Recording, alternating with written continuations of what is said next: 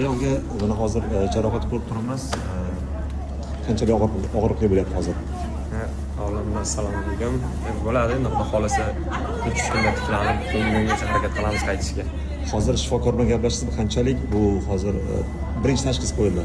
Endi hozir muz qo'yib qo'ydik. Endi ertaga xudo xolasa o'sha rentgen o'sha aniqlashtiramiz, ertaga nima bo'lganini xudo xolasa.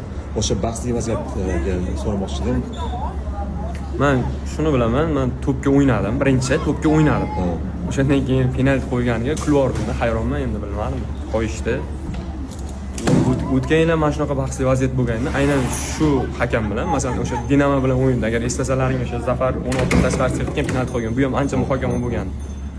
Bugun ham shunga o'xshash vaziyat. Bu penalti emas-da. Agar penalti bo'lganda ham men nima deydi, yugurib, masalan, butun jamoamiz ana boryapti-da endi. Nima qilyapsan deb. Endi to'g'risi ham penalti emas edi. Penalti bo'lganda aytardim, masalan, mendan ham so'rashdi. Penaltimi? Yo'q, men atalib to'pga o'ynaganman birinchi. Bo'ldi, shu to'pga o'ynadim. Vijdoningiz oldimi, hozir? Men, vijdonim toza. Agar penalti bo'lganda aytardim, penalti tegdim deyapman. Hozir ko'pchilik aytadiki, qo'l ko'tarilgan holat bo'lgani uchun u sudyaga kelib qo'l demayapti. Oyog'ing kelib uni oyog'ini tepib yiqitding deyapti. Faraz qilyapsan, men o'sha varatarmanki, qayerga olib boraman? Men otilib qaytaryapman. U qo'limga demayapti ular. Qo'ling tabiiy holatda turibdi deyapti. Oyog'im aylanib kelib orqasidan tepgan ekan. Mayli.